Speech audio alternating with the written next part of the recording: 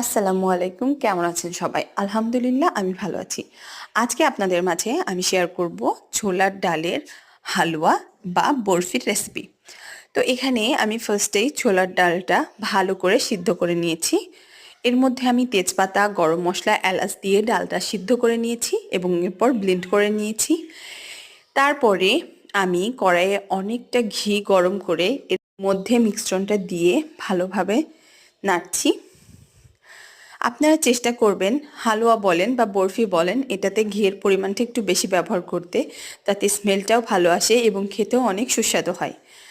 আমি যে কোনো মিষ্টি জাতীয় খাবারে লবণ ব্যবহার করি, তাই এখানে সামান্য একটু লবণ দিয়ে দিয়েছি।